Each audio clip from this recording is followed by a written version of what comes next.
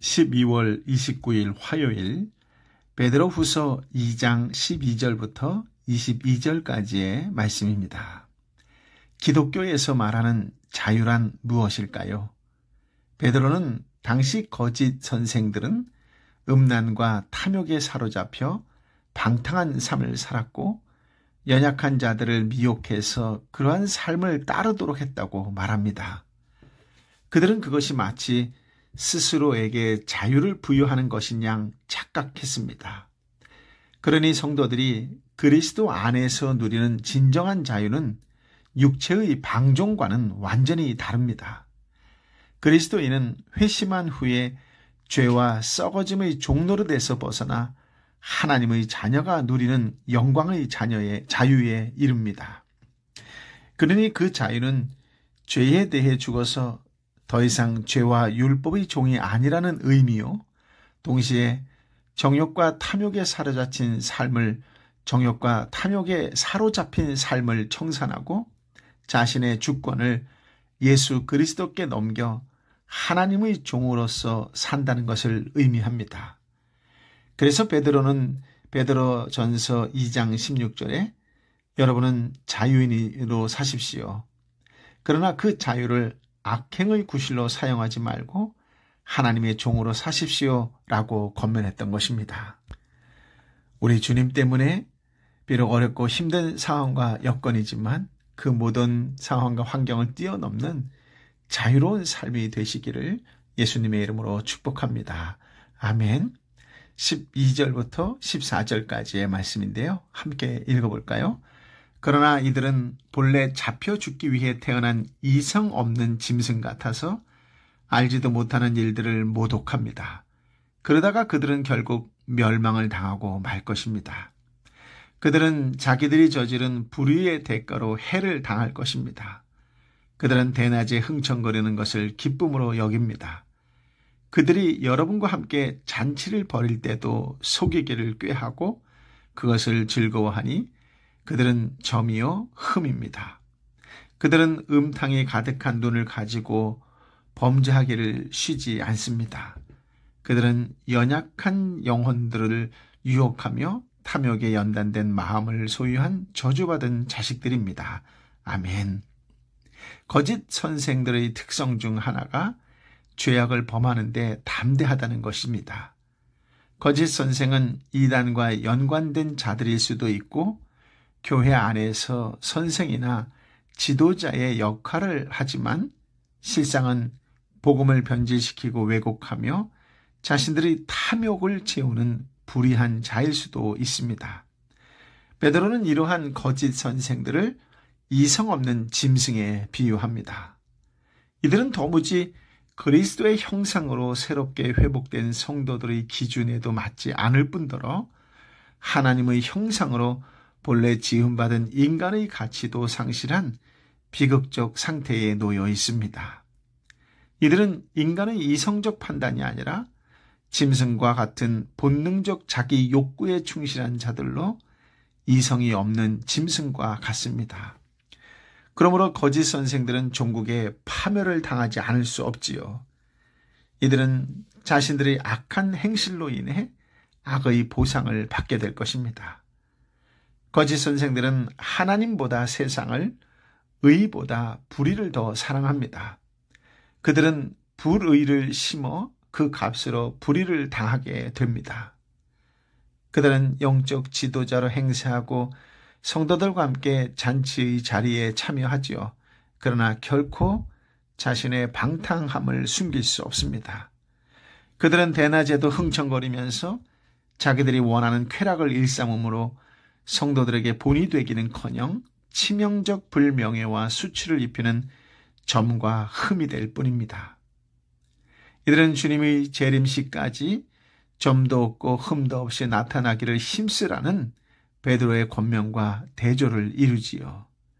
이 구절은 거짓 선생들이 일반 성도들과 성찬 혹은 애찬을 나눌 때도 간사한 속임수를 가지고 동참하고 있음을 보여줍니다. 주목할 것은 거짓 선생들의 무절제함과 부도덕함이 공적이고 공개적인 자리에서도 자행되었다는 사실입니다. 이들의 범죄는 결코 일시적이고 우발적인 것이 아니었습니다. 단지 생각으로만 죄를 범한 것이 아니라 구체적인 범죄 행위로 이어졌음은 말할 필요도 없습니다. 또한 그들의 죄는 의도적이며 고의적이고 지속적이었습니다. 그들은 자신들만 죄를 범할 뿐 아니라 아직 연약한 영혼들을 유혹해서 그들을 죄에 동참하게 하지요.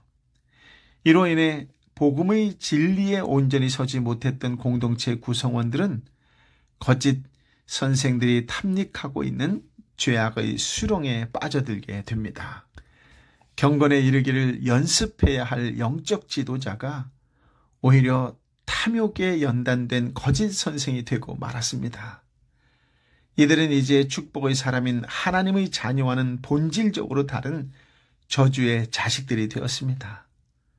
거짓 선생들의 특징을 기억하면서 우리 자신의 신앙과 삶의 모습을 말씀 앞에서 다시 한번 철저히 돌아보시기를 바랍니다. 15절, 16절 말씀을 함께 읽어볼까요? 그들은 유혹을 받아 바른 길을 떠나서 부올의 아들 발람의 길을 따라가는 사람들입니다. 발람은 불의의 대가를 사랑하다가 자신의 범죄로 인해 꾸지람을 받았습니다. 말 못하는 당나귀가 사람의 음성으로 말해 이 예언자의 미친 행동을 저지했습니다. 아멘. 베드로는 거짓 선생들이 복음의 바른 길에서 벗어나게 된 결정적 동기를 구약 성경에 등장하는 거짓 선지자 발람의 경우를 빌려서 설명합니다. 그 동기는 한마디로 불의의 대가를 사랑했던 재물에 대한 탐심이었습니다. 탐심은 참과 거짓, 진리와 비진리, 하나님의 뜻과 인간의 욕심에 대해 질문하지 않습니다. 개인의 탐욕을 충족시킬 수 있는지 없는지 여부가 그 모든 것을 결정합니다. 결국 탐심은 거짓 선생들의 이성을 마비시켜 미친 행동을 일삼는 이성 없는 짐승과 같은 존재가 되게 하지요. 거짓 선생들은 말씀의 교사로 행세하며 선생이라고 불릴 수 있을지는 모릅니다. 하지만 발람의 경우에서 알 수 있는 것처럼 그들은 하나님의 임재와 그분의 뜻을 짐승, 즉 당나귀보다 더 깨닫지 못하는 거짓 선생들로 전락하고 맙니다. 그렇습니다. 여러분은 거룩하고 경건한 삶, 하나님의 임재와 그분의 뜻을 추구하는 삶을 살고 계십니까? 17절, 18절 말씀을 함께 읽어보겠습니다. 이들은 물 없는 샘이요 폭풍에 밀려가는 안개입니다. 그들에게는 칠흑 같은 어둠만이 예비되어 있습니다. 이들은 헛된 자랑의 말을 해 미혹 가운데 행하는 사람들에게서 겨우 빠져나온 사람들을 육체의 정욕 곧 음란으로 유혹합니다. 아멘. 베드로는 거짓 선생들의 구체적인 타락상을 소개하지요. 거짓 선생들이 교회에 미치는 해악은 파괴적인 악의 전달입니다. 그들이 가진 영향력 있는 지위로 인해 악의 파급 효과는 작지 않습니다. 거짓 선생들은 물 없는 샘, 폭풍에 밀려가는 안개에 비유되는데요. 물 없는 샘은 인생의 만족과 행복을 가르치고 약속했던 그들의 교훈과 삶이 중국에 모두 허황되고 거짓된 것임을 나타냅니다. 폭풍에 밀려가는 안개라고 하는 비유는 이들이 불완전하다는 것과 이들의 가르침이 일시적이고 절대적이지 않다는 진리를 시사해 줍니다. 여기서 베드로는 거짓 선생들에게 주어질 심판을 또다시 선언하지요. 그들에게는 칠흑 같은 어둠만이 예비되어 있을 뿐입니다. 그러나 그들이 지상에 있는 동안 그들의 행악은 끊이지 않습니다. 그들이 헛된 자랑의 말을 사용해서 헛된 자랑의 말을 사용해서 믿음이 약한 자들을 유혹해 예전의 성적 타락과 부도덕한 삶으로 인도하지요. 19절부터 22절까지 말씀을 함께 읽어볼까요? 이들은 그들에게 자유를 준다고 약속하지만 정작 자기들은 멸망의 종들입니다. 누구든지 패배한 사람은 승리한 사람의 종입니다. 만약 그들이 우리 주시며 구주신 예수 그리스도를 알므로 세상의 더러움에서 벗어났다가 다시 이것들에 얽매이고 지면 그들의 결국은 처음보다 훨씬 악화될 것입니다. 그들이 의의 길을 알고도 자기들이 받은 거룩한 명령을 저버린다면 차라리 이보다 알지 못하는 편이 그들에게 더 나을 것입니다. 개는 자기가 토한 것을 도로 먹는다. 그리고 돼지는 씻었다가 도로 진창에서 뒹군다. 라는 속담이 그들에게 그대로 들어맞습니다. 아멘. 거짓 선생들은 예수 그리스도 안의 자유와 육체의 방종을 혼동하고 있습니다. 그들은 한때 우리 주시며 구주신 예수 그리스도를 알므로 세상의 더러움에서 벗어났다가 다시 이것들에 얽매이고 진 자들입니다. 그들은 의의 길을 알고도 자기들이 받은 거룩한 명령을 저버린 자들입니다. 또한 그들은 이전에 신앙 공동체 안에 속했던 자요, 공동체의 지도자들이었습니다.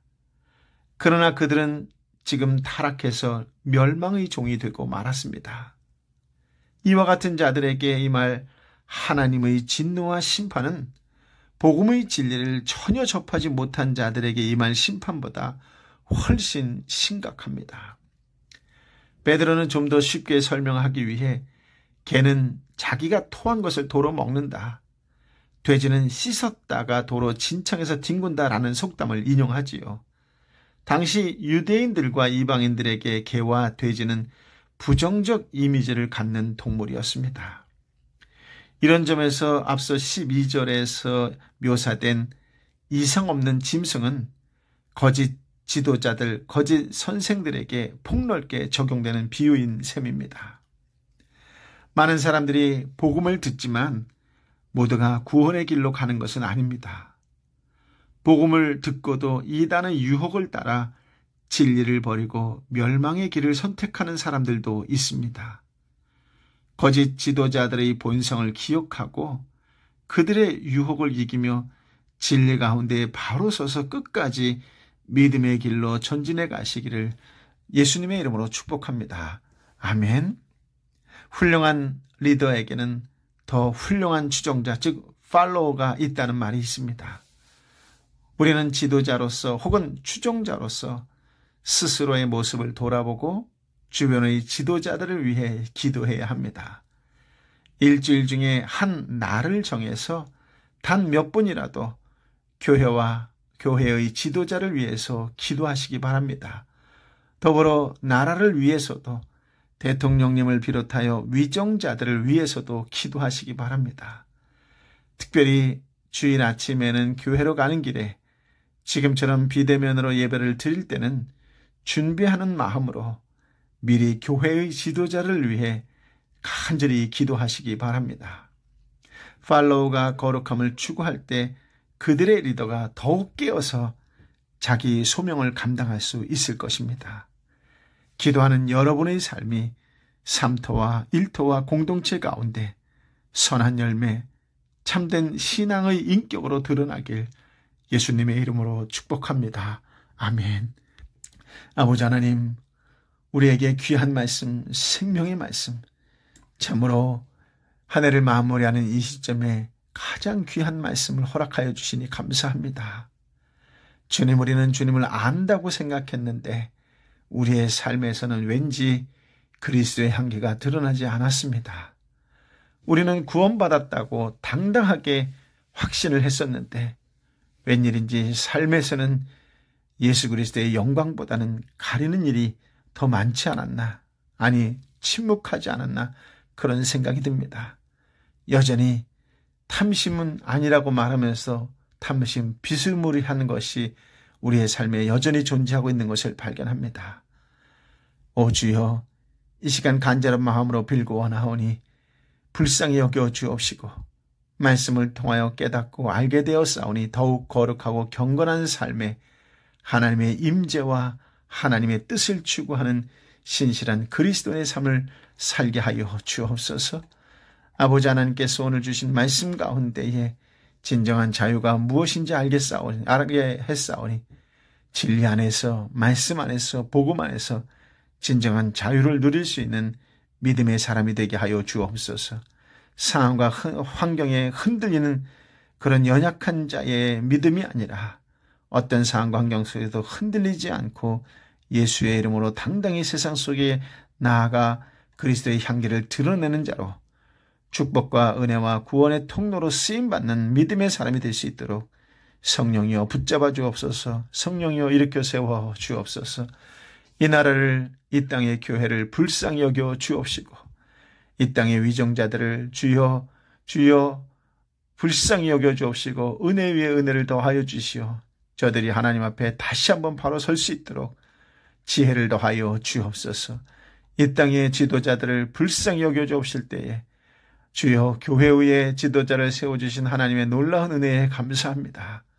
내가 말씀 앞에 바로 서 있는지, 주님 앞에 부끄럼 없는 삶을 살고 있는지 돌아보게 하여 주시어서 합당한 그리스도인의 한 사람으로, 성도의 한 사람으로, 먼저 인격자의 한 사람으로 서게 하여 주시어서 목회자의 한 사람이 하나님께 영광이요 이웃을 무한대로 품을 수 있는 따뜻한 심령을 가진 자가 되게 하여 주옵소서. 교회가 살아나면 이 땅은 반드시 살아날 줄 믿습니다. 교회의 하늘의 뜻이 이루어지면 이 땅의 하늘의 뜻이 이루어지는 놀라운 역사가 일어나게 될 줄 믿습니다. 주여 교회를 불쌍히 여겨 주옵시고 교인들이 진정한 성도로 거듭나는 역사를 허락하여 주옵소서.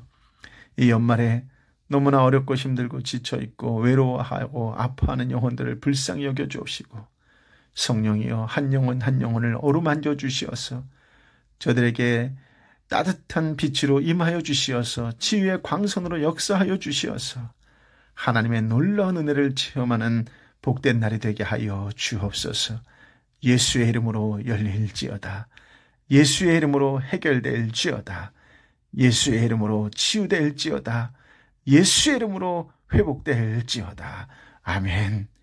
이제는 길이여 진리여 생명 되신 우리 주님 예수 그리스도의 은혜와 아버지 하나님의 크신 사랑과 성령 하나님의 위로 역사 교통 충만하심이 주신 말씀을 가슴에 품고 오늘도 말씀 속에서 깨달아 아는 대로 세상 속에 적용하며 살고 주신 소명을 다하기 위하여 최선을 다하는 삶을 살겠노라고 결단하고 결심하는 하나님의 백성 한 사람 한 사람 머리 위에 저들이 뜨거운 심령으로 애통하는 심령으로 함께 기도하는 삼터와 일터와 공동체와 열방의 선교선과 선교지 위에 함께하여 주옵기를 간절히 축원하옵나이다.